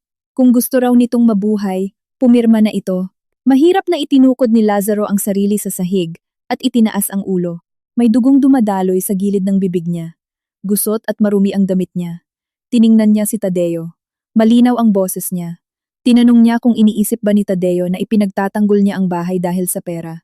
Natahimik si Tadeo. Marahil hindi niya inaasahang may lakas pa si Lazaro para magsalita. Kumitid ang mga mata niya. Tinanong niya kung hindi pera ang dahilan. Ano raw iyon? Dahil ba sa peking pagmamahalan ng magulang nila? Tumawa si Lazaro. Isang tawang napuputol ng sakit. Pinunasan niya ang dugo sa bibig gamit ang nanginginig na kamay. Pagkatapos ay binitiwan niya ang pangungusap na nagpatahimik sa buong silid. Sabi niya, ipinagtatanggol niya ang bahay dahil iyon ang tanging patunay na minsan siyang itinuring ng ama niya bilang anak. Hindi niya hahayaang ibenta ni Tadeo iyon para pambayad sa utang sa mga kriminal. Hindi dahil mahalaga sa kanya ang pera, kundi dahil hindi niya hahayaang ang bunga ng buong buhay na paghihirap ng ama niya ay mapunta sa putik dahil kay Tadeo. Tumigas ang mukha ni Tadeo. Kita sa mga mata niya ang galit at inggit. Inagaw niya ang bakal na tubo mula sa kamay ng tauhan niya at lumapit kay Lazaro. Tinawanan niya ito. Napakadamdamin daw. Tingnan daw nila kung maililigtas siya ng ugnayan ng mag-ama. Itinaas niya ang tubo para humampas. Sumigaw ako, ngunit huli na. Bumagsak ang tubo sa brasong itinaas ni Lazaro para ipagtanggol ang sarili. May nakakatakot na tunog ng pagkabali. Bumagsak ang braso niya sa hindi natural na anggulo. Basa ng pawis ang noo niya, ngunit kinagat niya ang ngipin at hindi sumigaw. Gumapang ako palapit sa kanya. Walang tigil ang luha ko. Nakiusap ako kay Lazaro na huwag na siyang lumaban. Lumingon siya sa akin. Puno ng sakit ang tingin niya, ngunit kakaibang malinaw. Yumuko si Tadeo at isiniksik ang ballpen sa maayos pang kamay ni Lazaro. Sabi niya, pumirma na raw ito. Huling beses na raw niyang sasabihin. Ngunit sa mismong sandaling iyon, umalingaw-ngaw sa kalye ang malakas na tunog ng sirena. Hindi isa, kundi marami. Sumilip ang asul at pulang ilaw ng mga police car sa pagitan ng blinds at tumama sa mga dingding. Nagpanik ang mga tauhan ni Tadeo. Isa sa kanila ang tumakbo sa bintana at namutla. Sabi niya, pinapalibutan na ng pulis ang bahay. Natigilan si Tadeo ng ilang segundo at saka lumingon kay Lazaro. Inakusahan niya itong tumawag ng pulis. Nakasandal si Lazaro sa paan ng mesa, mahigpit na hawak ang bali niyang braso. Dahan-dahan niyang kinuha ang cellphone mula sa loob na bulsa ng jacket. Bukas pa rin ang screen. Nakikita roon ang simbolo ng cloud data transfer. Mahina ang boses niya, ngunit malamig na parang yelo. Sabi niya, mula nang pumasok siya, naka-livestream na ang lahat sa cloud. Ang kuha ng CCTV, audio, mga litrato ng loan contract sa sindikato ni Buwaya, lahat ay naipadala na sa abogado niya at sa pulis. Nanlaki ang mga mata ni Tadeo. Namutla ang mukha niya. Sumugod siya para agawin ang cellphone, ngunit naihagis na iyon ni Lazaro sa akin. Nasalo ko at niyakap ng mahigpit sa dibdib. Mula sa ibaba, narinig namin ang boses ng pulis sa megaphone. Pinapabuksan ang pinto. Mabibigat na yapak ang pumasok sa bakuran. Nagkagulo ang mga tauhan ni Tadeo. May nagtangkang basagin ang bintana para makatakas. May isa namang binitawan ng bakal na tubo at nauutal na sinasabing wala siyang alam at sumama lang siya. Nakatayo si Tadeo sa gitna ng silid. Nanginginig sa kamay niya ang balisong. Tiningnan niya si Lazaro na para bang gusto niya itong lamunin. Sumigaw siya. Tinatanong kung binitag siya nito. Nangahas daw ba itong bitagin siya? Itinaas ni Lazaro ang ulo. Sinabi niyang hindi. Hinayaan lang daw niya si Tadeo na ipakita ang tunay nitong mukha. Makalipas ang ilang sandali, sinipa ng mga pulis ang pinto. Dagsang pumasok ang mga tauhan ng Quezon City Police District at dinakip ang lahat. Nakaupo ako sa sahig. Walang lakas. Yakap ang cellphone at folder sa dibdib. Nakatingin kay Lazaro na nakasandal sa mesa habang bali ang braso. Muling bumuhos ang luha ko. Nang gabing iyon, muntik naming mawala ang lahat. Ngunit sa unang pagkakataon, hindi na si Tadeo ang may kontrol. Nakadapa si Tadeo sa gitna ng bakuran habang pinipilipit ng dalawang pulis ang mga braso niya sa likod. Tumunog ng tuyo ang posas. Nang magsara iyon sa mga pulso niya, isa-isang inilabas ang mga tauhan niya.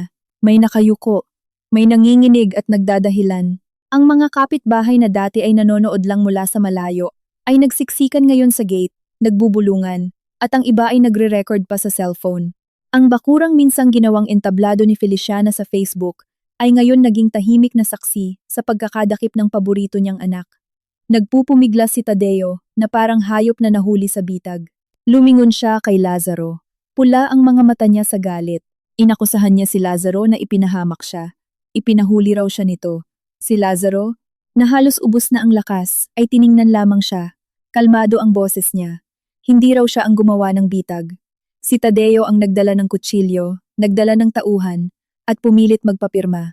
Bawat salita raw ay nanggaling sa sariling bibig ni Tadeo. Nagmura si Tadeo, ngunit bago pa siya makapagsalita pa, biglang narinig ang matinis na preno ng sasakyan sa harap ng gate. Huminto ang taxi. Bumukas ang pinto at tumakbong palabas si Feliciana.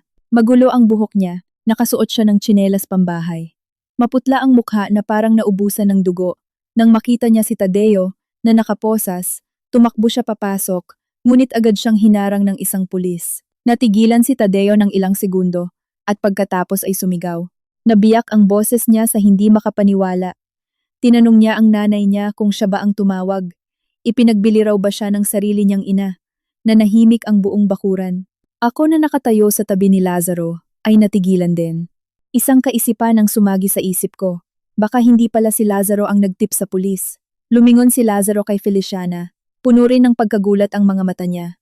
Matindi ang panginginig ni Feliciana. Matagal na gumalaw ang labi niya bago siya nakapagsalita.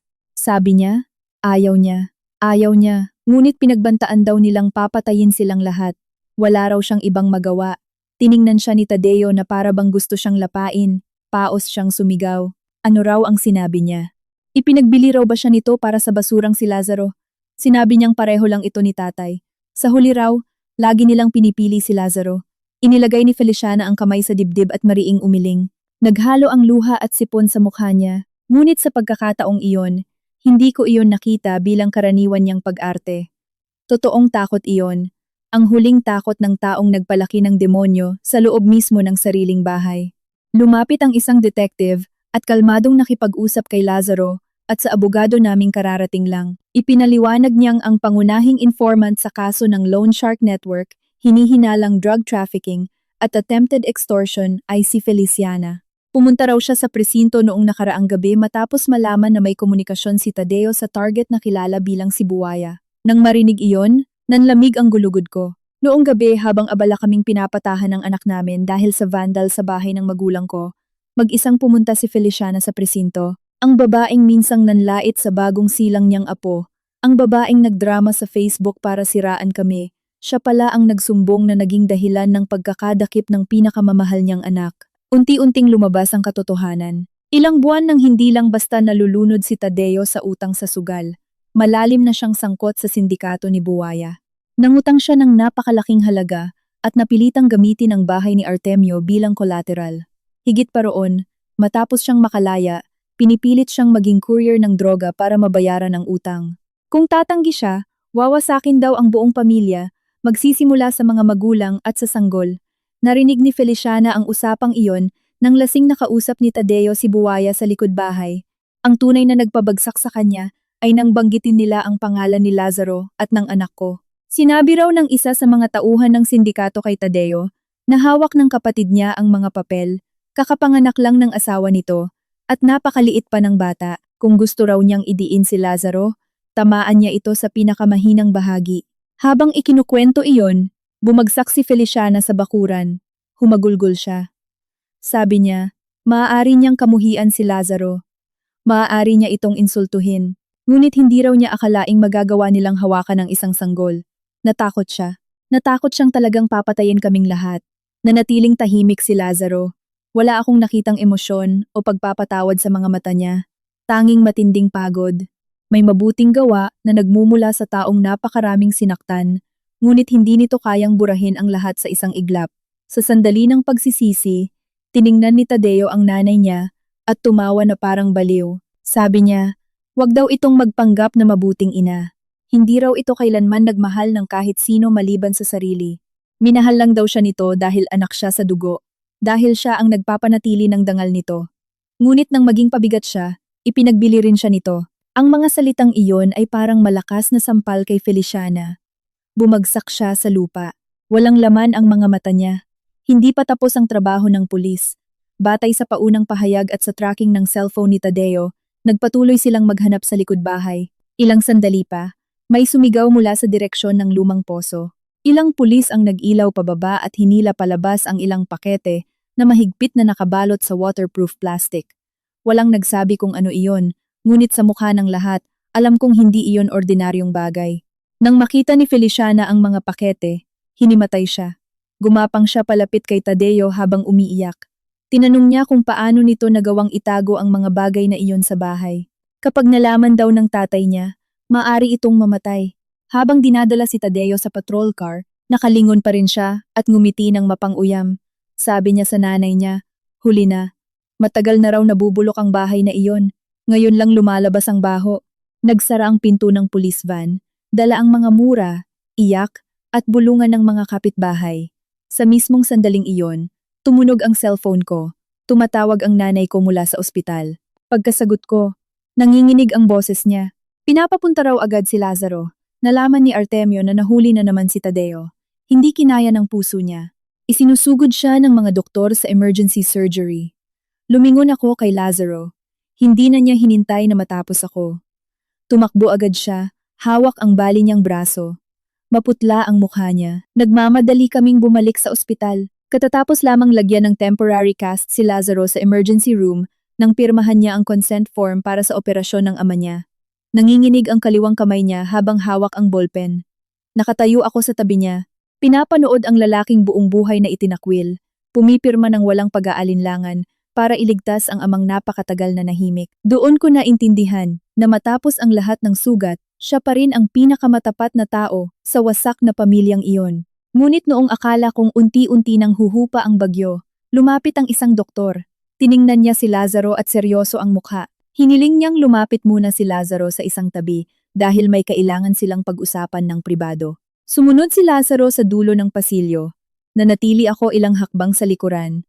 Ang narinig ko lang ay ang huling pangungusap ng doktor, ngunit bawat salita ay parang tama ng kidlat. Binanggit niya ang resulta ng blood tests nina Artemio at Lazaro. May maliit daw na issue. Napatigil si Lazaro sa gitna ng pasilyo. Nakita kong nanigas ang mga balikat niya, na para bang ipinako ang buong katawan niya sa malamig na sahig. Katatapos lang niyang malampasan ang gabing binugbog siya hanggang mabali ang braso. Katatapos lang niyang pumirma para sa operasyon ng ama niya. Hindi pa man siya nakakahinga, hinahatak na naman siya papasok sa panibagong hiwaga. Nagmadali akong lumapit at mahina kong tinanong kung ano ang sinabi ng doktor. Hindi agad sumagot si Lazaro. Tiningnan lang niya ako. Puno ng kalituhan at takot ang mga mata niya. Tulad ng batang pinilit tumayo sa harap ng pinto ang buong buhay niyang iniiwasan.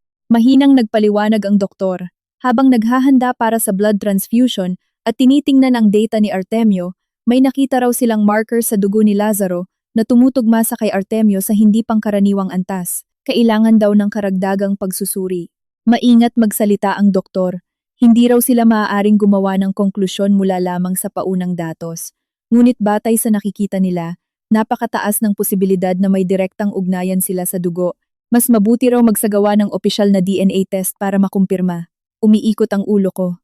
Ilang oras lang ang nakalipas, naniniwala ang buong pamilya na ampon ni Artemio si Lazaro. Ngayon, sinasabi ng doktor na maaari pala siyang tunay na anak nito sa dugo. Napaatras si Lazaro. Tumama ang likod niya sa pader. May bakas pa ng dugo sa cast ng braso niya, ngunit tila hindi na niya nararamdaman ang sakit. Paos ang boses niyang nagsabing imposible. Sinabi raw ng tatay niya na natagpuan siya sa harap ng simbahan. Nasa basket daw siya. May tela raw na may burdang Lazaro. Tiningnan siya ng doktor ng may habag.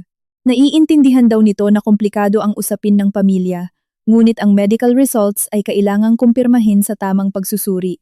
Mas maaga, mas mabuti. Nang pansamantalang naging stable si Artemio, pinayagan kaming pumasok sandali sa ICU. Nakahiga siya sa kama, napakaputla ng mukha. Mahina ang paghinga sa ilalim ng oxygen tube. Matagal na tumayo si Lazaro sa tabi niya nang walang salita. Pagkatapos, sinabi niya ang sinabi ng doktor. Dahan-dahang iminulat ni Artemio ang mga mata. Sa loob ng ilang segundo, tila hindi niya naintindihan. Ngunit nang maunawaan niya, biglang tumulo ang luha mula sa gilid ng mata niya. Hindi siya nagsalita agad. Tanging nanginginig ang kamay niyang nakapatong sa kumot. Sa wakas, paos niyang sinabi na may isa pa siyang kasalanang hindi niya nasabi. Naramdaman kong nanlamig ang buong katawan ko. Si Lazaro ay hindi anak ni Feliciana, ngunit maaaring anak siya ni Artemio. Mahina, putol-putol, at halos walang lakas ang paliwanag ni Artemio. Bago niya nakilala si Feliciana, nagkaroon siya ng minahal na babae mula sa Taal, si Solmira. Hindi ito galing sa mayamang pamilya, ngunit mabait, tahimik, at may matibay na loob. Nang malaman ng pamilya ni Artemio ang relasyon nila, mariin itong tinutulan dahil noon ay nakatakda na siyang ipakasal kay Feliciana, anak ng pamilyang may lupang katabi ng sa kanila. Naging duwag si Artemio. Pinili niya ang kagustuhan ng pamilya. Iniwan niya si Solmira nang hindi alam na buntis na ito. Ilang buwan matapos ang kasal nila ni Feliciana, nakatanggap siya ng balita na namatay si Solmira sa panganganak. Ngunit walang nagsabi kung nasaan ang bata. Hinanap niya ngunit walang nahanap. Ilang taon niyang inakala na namatay din ang sanggol. Hanggang sa gabing maulan sa San Roque Church, natagpuan niya ang isang sanggol na may telang may pangalang Lazaro. Noong una, hindi niya alam. Ngunit sa bawat taon na lumalaki si Lazaro, lalo niyang nakikita sa mukha nito ang anino ni Solmira. Ang mata, ang hugis ng bibig, ang tahimik na paraan ng pagtitiis. Natakot siyang alamin ang katotohanan. Natakot siyang kapag napatunayan, mas lalo pang wawasakin ni Feliciana ang bata. Kaya pinili niyang manahimik. Tinawag niyang ampon si Lazaro, ngunit sa loob niya, may hinala siyang anak niya ito. Napahawak si Lazaro sa gilid ng kama. Nanginig ang buong katawan niya. Tinanong niya kung alam ba ni Feliciana ang posibilidad na iyon. Pumikit si Artemio. Iyon ang sagot. Alam ni Feliciana. O hindi man niya alam ng sigurado, sapat ang hinala niya. Sapat iyon para kamuhian niya si Lazaro mula pagkabata. Para makita rito ang babaeng minsang minahal ng asawa niya. Para ituring itong banta, hindi lang sa mana ni Tadeo, kundi sa sariling pagkapanalo niya bilang asawa. Sa sandaling iyon, parang bumagsak ang lahat sa harap namin. Ang puot ni Feliciana kay Lazaro ay hindi lang tungkol sa pagiging ampon, hindi lang tungkol sa mana. Ito ay inggit, selos, takot, at galit na tinipon sa loob ng 30 taon, ibinuhos sa isang batang walang kamalay-malay. Tahimik si Lazaro. Pagkatapos, napaupo siya sa upuan sa tabi ng kama. Tumingin siya kay Artemio at nagtanong, napakahina ng boses. Kung anak niya pala ako, bakit mo hinayaan akong lumaki, na parang hindi ako karapat-dapat mahalin? Napapikit si Artemio. Umiyak siya nang walang tunog. Wala siyang sagot, at sa pagkakataong iyon, kahit naaawa ako kay Artemio, alam kong tama si Lazaro. May mga pagkakamaling hindi kayang burahin ng luha. May mga katahimikang mas malupit pa kaysa sigaw. Lumipas ang ilang araw. Naging matagumpay ang operasyon ni Artemio, ngunit mahaba ang paggaling niya. Si Tadeo at ang mga tauhan niya ay sinampahan ng mga kaso, extortion, grave coercion, physical injuries, falsification of documents, illegal possession, at mga kasong may kaugnayan sa droga. Ang sindikato ni Buwaya ay iniimbestigahan ng pulis, PDEA, at NBI. Lumabas din sa imbestigasyon na pineki ni Tadeo ang pirma ni Artemio at ginamit ang lumang kopya ng titulo para ipilit ang loan. Ang mga dokumentong nakita namin ay naging mahalagang ebidensya. Ang Facebook Live ni Feliciana ay bumaligtad laban sa kanya. Nang ilabas ng abogado ni Lazaro ang CCTV footage, kung saan makikitang pinagpaplanuhan nila ang pag-arte, bumahan ng bagong komento. Ang mga taong kahapon ay nanlalait sa amin, ngayon ay humihingi ng paumanhin. May iba pang nagtatangkang sabihing nadala lang sila ng emosyon. Ngunit para sa akin, huli na. Natutunan ko na ang dila ng tao sa internet ay maaring maging mas matalim pa kaysa kutsilyo, at ang peking luha ay kayang lunurin ang katotohanan kung walang ebidensyang hahawak dito. Hindi kami bumalik sa bahay ni Feliciana, kahit paulit-ulit siyang nagpadala ng mensahe, kahit minsan ay nagpunta siya sa bahay ng mga magulang ko. Nakatayo sa labas ng gate habang umiiyak at hinihingi na makita si Hiraya. Hindi ko siya pinagbigyan. Hindi rin siya pinapasok ni Lazaro. Hindi siya sinigawan ni Lazaro. Hindi niya ito minura. Tiningnan lang niya mula sa loob ng gate at sinabi ng tahimik na ang anak niya ay hindi magiging gamot sa konsensya ng sinumang nanakit dito. Tumayo si Feliciana roon na parang naubusan ng lakas. Noon ko unang nakita siyang hindi bilang malupit na reyna ng bahay, kundi bilang matandang babae na nawasak ng sarili niyang puot. Ngunit ang awa ay hindi pareho ng kapatawaran, at ang pagsisisi ay hindi automatikong nagbibigay ng karapatan na bumalik sa buhay ng taong sinaktan. Nang lumabas ang resulta ng DNA test, nakaupo kami sa maliit na silid ng ospital. Hawak ni Lazaro ang sobre habang karga ko si Hiraya. Nasa wheelchair si Artemio, payat at mahina, ngunit pilit na nakaupo ng tuwid. Binuksan ni Lazaro ang papel. Ilang segundo siyang tahimik. Pagkatapos, ipinikit niya ang mga mata. Siya ay tunay na anak ni Artemio sa dugo. Walang nagsalita. Ang tanging maririnig ay ang maliliit na hininga ni Hiraya. Umiyak si Artemio. Paulit-ulit niyang sinabi na patawarin siya ni Lazaro. Ngunit si Lazaro ay nanatiling tahimik. Makalipas ang matagal na sandali, sinabi niyang kailangan niya ng panahon. Hindi niya alam kung paano maging anak ng isang ama na buong buhay niyang minahal, ngunit sabay ring naging dahilan ng pinakamalaking kasinungalingan sa buhay niya.